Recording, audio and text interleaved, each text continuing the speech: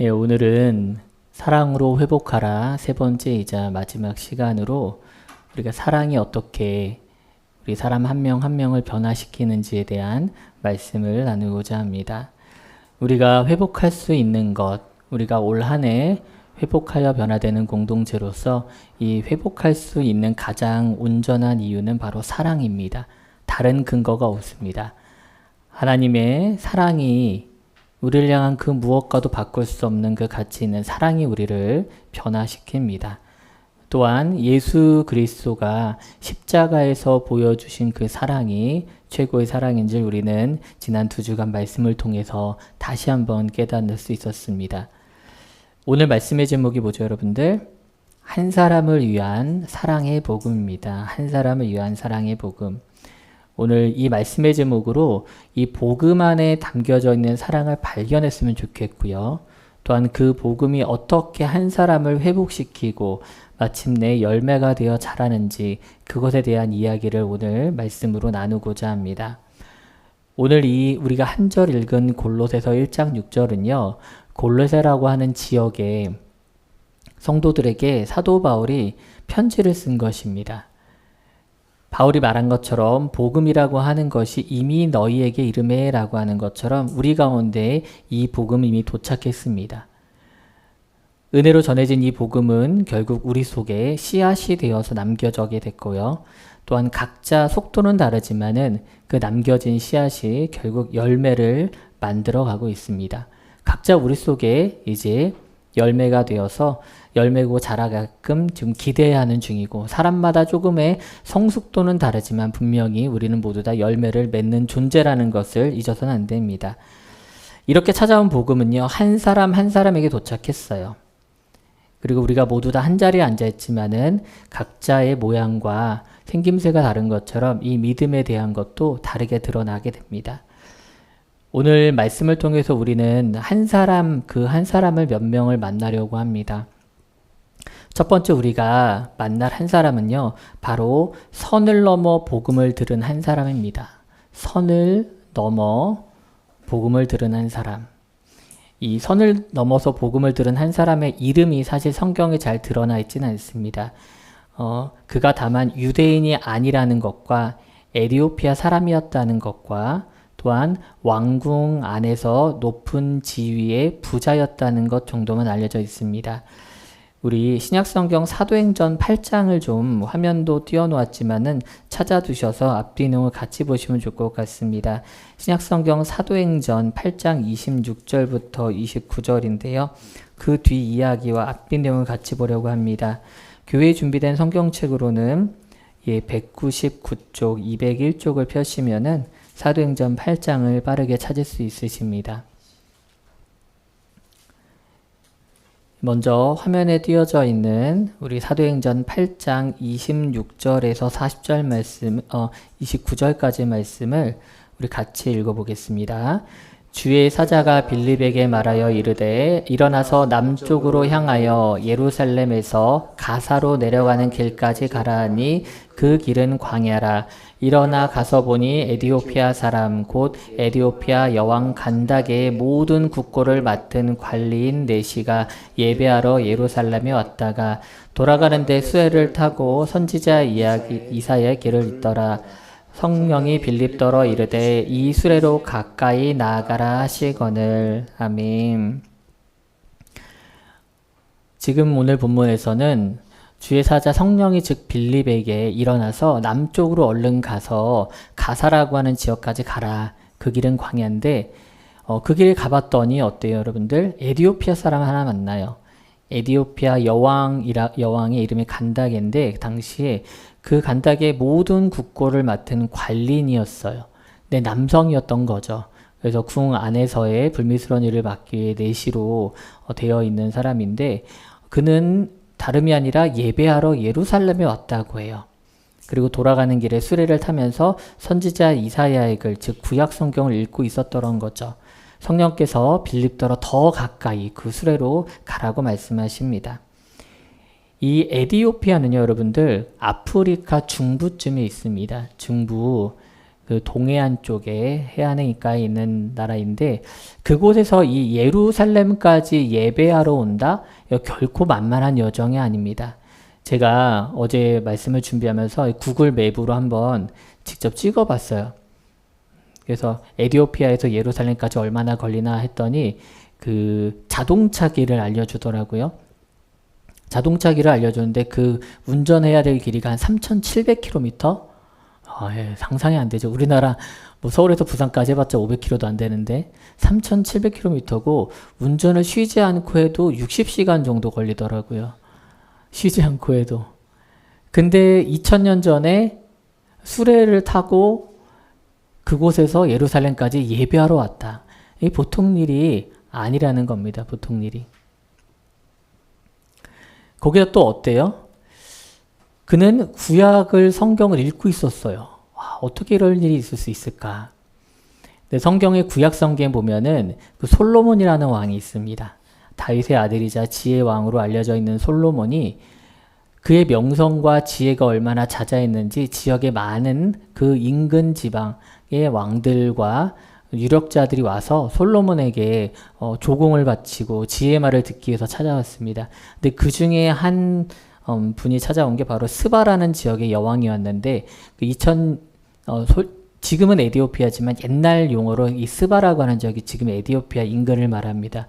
그러니까 이미 솔로몬 시대에 스바의 지역의 여왕이 방문했고 솔로몬을 몇 가지 시험하기도 하고 그 지혜에 대해서 감탄하면서 선물을 주고 돌아갔던 사건이 있는데 아마 그때 이 하나님에 대한 이야기와 또한 구약 성경에 전파되지 않았을까 합니다. 왜냐면 그렇지 않고서야 에티오피아 지역에서 그 먼 곳에서 아프리카에서 히브리어로 된 성경을 읽는다?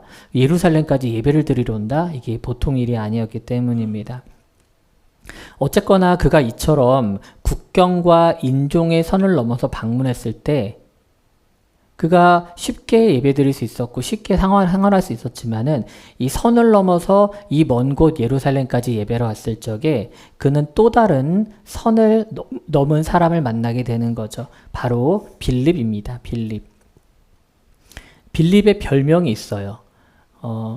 우리 현대의 이제 개신교들이 빌립에 대한 이야기를 할 때 앞에 붙이는 수식어가 있는데 뭐냐면 바로 전도자 빌립입니다. 전도자 빌립. 다른 사도들이나 많은 사람들이 복음을 전했는데 유독 이 빌립에게만 전도자 빌립이란 별명이 붙은 이유는요. 그가 남들과는 좀 다른 행보를 보였기 때문이에요. 그러니까 바로 다른 사람이라면 하지 않았을 어떠한 선을 넘어서 복음을 전하는 그런 행동을 성경에서 보여주었기 때문입니다. 우리는 지금 8장 26절 이하를 보았는데 조금 더 위로 올라가면은 8장 11절 이하에 빌립이 어떻게 복음을 전했는지도 나옵니다. 바로 사마리아라고 하는 지역에 가서 복음을 전합니다. 사마리아 지역. 사마리아 지역이 어떤 곳입니까? 성경에서 유대인들이 결코 상종하지 않는 그 땅을 발톱만큼도 밟지 않으려고 하는 사람들이었어요. 유대인들은 더 빠른 길이 있지만은 길을 멀리 돌아갈지언정 사마리아 지역은 절대 지나지 않았습니다. 그런데 빌립이 어땠다고요? 그 선을 넘어서 바로 복음을 들고 그들에게 나아갑니다. 복음을 듣던 그 지역에 이 사마리아 지역에도 변화가 일어나기 시작하고요. 여러 마을에 복음이 전파되고 믿는 자들이 생기면서 조금씩 성령이 충만함이 그곳에 부어지게 됩니다. 그런데 한참 그렇게 되던 중에 오늘 말씀이 시작하는 거예요. 바로 26절에 성령이 빌립을 광야로 이끄십니다. 이제 막 거기 복음이 전파되기 시작했잖아요. 막 사람들이 붕업되기 시작했고 말씀에 갈망이 생기고 막 이제 흔히 말하는 교회가 부흥하기 시작했다는 거예요. 그런데 갑자기 그 전도자 빌립을 성령께서 광야로 내모신다는 겁니다. 근데 빌립은 아무 말하지 않고 순종하여서 부흥의 자리를 벗어나 다시 아무것도 없는 그 자리 광야로 나아갑니다. 그때 어떻게 되는 거예요? 그때 딱 한 사람을 만나는 거예요. 바로 이 에티오피아 사람입니다. 이처럼 복음은요, 선을 넘을 때 우리가 생각지도 않았던 그 선을 넘을 때 또 다른 만남을 준비하게 해줍니다. 사실 우리가 어때요? 이 어린 친구들은 잘 모르지만 나이가 들면 들수록 자기 자리에 안주하려는 게 사실 있어요. 편하거든요. 새로운 것을 두려워하고 새로운 경험이나 또한 낯선 곳에 가는 것을 어려워하는 경우가 점점 생깁니다. 자기 자리가 편한 거죠. 자기가 지정한 어떤 바운더리 안에서만 움직이려고 하는 게 있어요. 교회도 사실 그렇고요. 믿음의 사람들도 그럴 때가 있습니다. 그러니까 빌립은 아마 놀랐을 거예요. 왜냐하면 한창 부흥이 되는 그 자리를 떠나라고 하니까요. 근데 그 자리를 떠나서 광야로 내몰렸을 때 또 만난 사람은 어떤 사람이었어요? 사마리아 사람보다 더 심한 사람이었어요. 어떤 면에서는. 이방인 정도가 아니라 흑인이었잖아요. 사실요. 말도 안 통할 것 같고 멀리서 봤을 적에는 저 사람인가? 라고 싶었을 거예요. 왜 성령께서 나를 내모셨지? 근데 수레를 타고 가는 거 보니까 부자예요. 근데 외국인이고 흑인이에요. 말도 안 통할 것 같은데 성령께서 뭐라고 해요? 수레로 가까이 가라고 합니다. 가까이 갔더니 어떤 일이 일어나고 있습니까? 그가 성경을 보고 있었던 거예요. 구약 성경을. 그 중에 이사야서의 말씀을 읽으면서 그 이사야 말씀에서 나오는 말하는 그 누군가가 누군지를 몰랐던 거예요. 근데 그 글이 누구를 향한 예표예요? 바로 예수 그리스도를 향한 글을 읽고 있었던 겁니다. 그는 어떤 상태였습니까? 너무 말씀에 갈급했어요. 궁금한데 누구도 풀어줄 수 있는 사람이 없는 거예요. 얼마나 고민을 했겠습니까? 근데 성령께서 빌립에게 가까이 가라고 하셨다니까요. 그래서 그 말씀을 풀어서 그 말씀이 무슨 뜻이며 지금까지 내려온 이야기와 함께 예수 그리스도까지 선포하는 놀라운 일이 벌어집니다. 그때 어떤 일이 벌어집니까? 그는 바로 수레를 멈추고 옆에 있는 물로 내려가 침례를 받는 일이 일어나게 되죠. 사실 여전히 여러분들 우리가 몰라서 그렇지 우리 주변에도 분명히 이러한 사람들이 있다는 겁니다. 바로 하나님에 대해서 알고 싶어하는 사람들. 귀로만 들었고 누군가에게서 얘기만 들었지만은 진짜 하나님에 대한 실체를 알고 싶은 사람들. 진정한 구원이 무엇인지에 대해서 목말라 하는 사람들이 분명히 있다는 겁니다. 그래서 어쩌면요 우리도요 이 자리가 아니라 광야로 내몰리는 듯한 상황을 맞이할 수도 있을 겁니다. 여러분들. 저도 그렇고 여러분들도 그럴 수도 있어요. 어쩌면 성령께서 우리 보고 어떠한 불편한 선을 넘으라고 할 수도 있습니다. 우리는 그저 우리가 정한 선 안에 있고 싶을 때가 있는 거죠. 하지만 성령께서 그 선을 넘으라 할 때 우리가 넘어설 때 어떤 일이 벌어지는 겁니까? 바로 우리가 진정으로 사랑의 복음이 필요한 사람들을 만나게 되는 거예요. 그 한 사람을 위해서 나를 보내셨구나. 그 한 사람을 위해서 우리 교회가 있구나라는 것에 대해서 우리가 깨닫는 시간이 된다는 겁니다. 그래서 우리는 누군가가 선을 넘어서 복음을 사실 우리에게 전해준 거 아니에요, 여러분들? 그렇다면 우리도 어때야 됩니까? 선을 넘어 이 사랑의 복음을 들고 나아가는 결단이 있어야 되는 줄로 믿습니다. 또한 우리에게도 그런 직무가 주어졌음을 여러분들 잊지 않길 원합니다. 이처럼 선을 넘어서 복음을 들은 한 사람이 있었더라면은 이제 우리가 만날 또 다른 사람은 용서로 회복된 한 사람을 만나기 원합니다. 용서로 회복된 한 사람을 만나기 원합니다. 우리 이번에는 신약성경 빌레몬서로 좀 넘어갔으면 좋겠습니다. 한 장밖에 되지 않고요. 몬이라고 하는 약자로 되어 있는 성경입니다. 이러므로 내가 그리스도 안에서 아주 담대하게 내게 마땅한 일로 명할 수도 있으나 도리어 사랑으로서 간구하노라.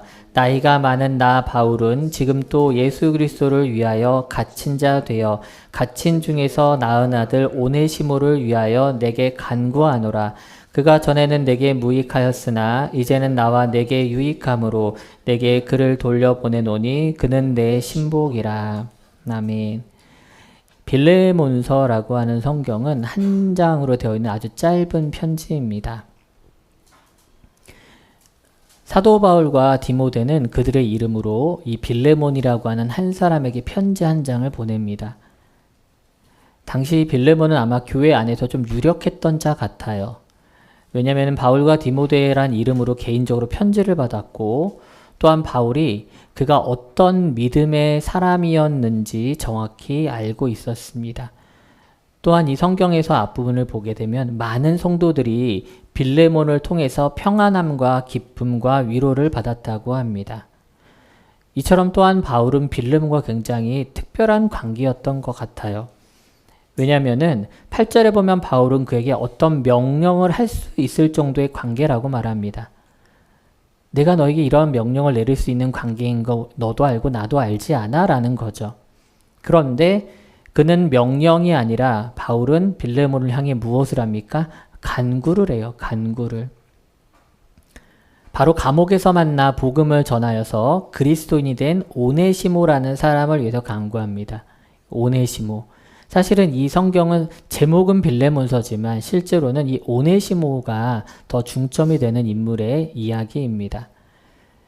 성경학자들은요, 이 오네시모가 어떤 사람인가라고 추정을 해보았는데 아마도 이 빌레몬, 편지를 받은 빌레몬의 집에서 돈을 들고 달아난 종이라고 추정을 합니다. 그러니까 아무튼 종이긴 한데 그 집에 큰 해악을 끼치거나 잘못을 한 이후에 도망쳐 나온 종이라는 거죠. 바울은 복음을 전하다가 따로 감옥에 갇힌 몸이 되었습니다.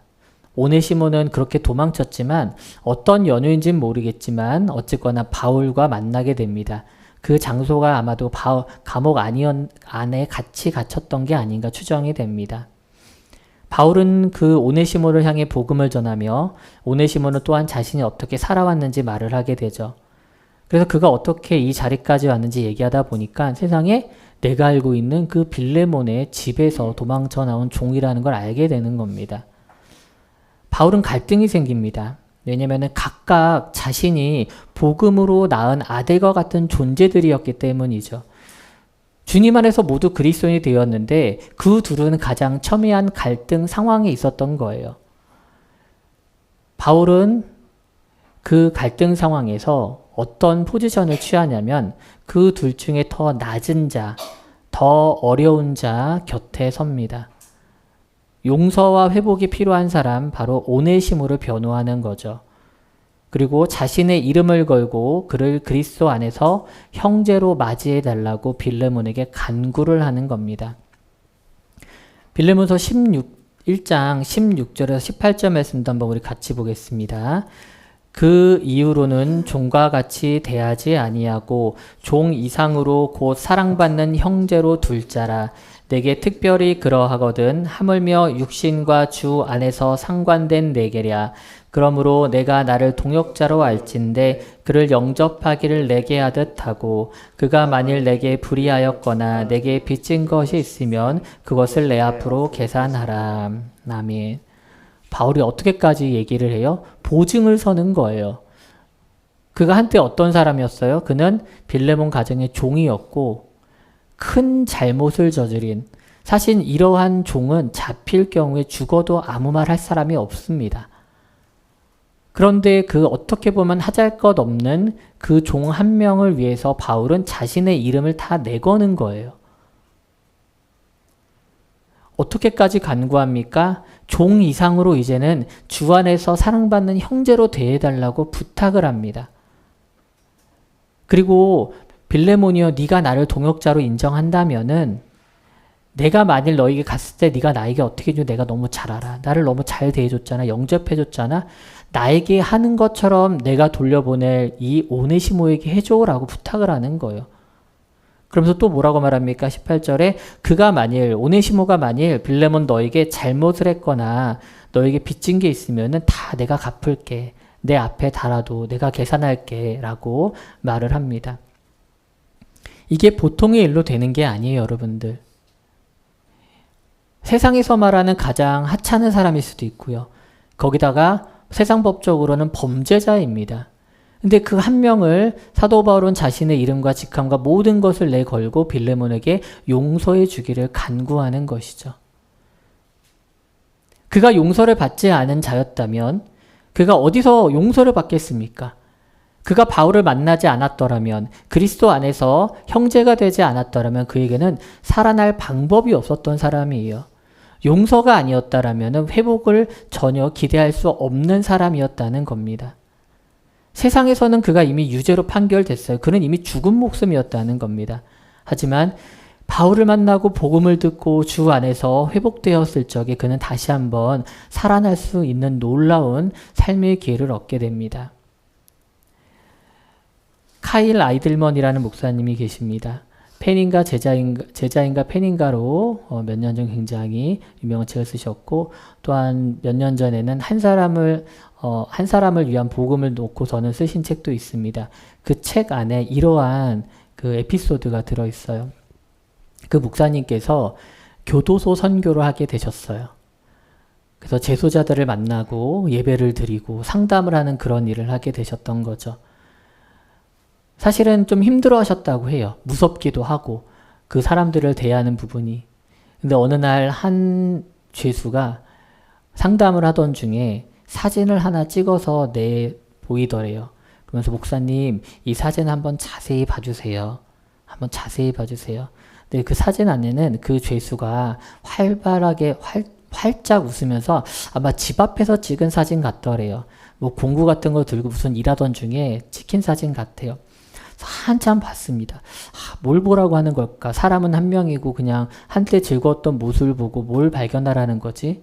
근데 잘 봤더니 그 사진 뒤편, 그러니까 자신의 집이 있고 그 사람이 사진이 찍혔는데 그 건너편에, 길 건너편에 잘 보니까 십자가가 보이더래요. 지역에 교회가 있었던 거죠. 그래서 교회가 보이네요. 얘기했더니 그 죄수가 그러더래요. 제가 이 지역에서 꽤 오래 살았거든요. 보다시피 길 하나 건너면 교회가 보이는데요. 그 누구도 나에게 복음을 전하러 온 사람이 없었습니다. 라고 말을 하더래요. 그러니까 우발적으로 큰 범죄를 저지르고 감옥 안에 있었는데 그 길 하나를 건너기가 어려웠던 거예요. 왜냐면은 겉으로 보기에는 우락부락도 하고 거친 사람 같기도 하고 그 교회 성도들이 그 지역을 다니면서 주일날 낮에 어쩌면 밖에서 잔디를 깎고 있었을 수도 있고 다른 사람들과 다르게 교회를 가지 않고 그냥 집에 있는 걸 봤을 수 있는데 그 누구도 한 명도 그 길 하나를 건너서 복음을 전하러 온 사람이 없었다는 거예요.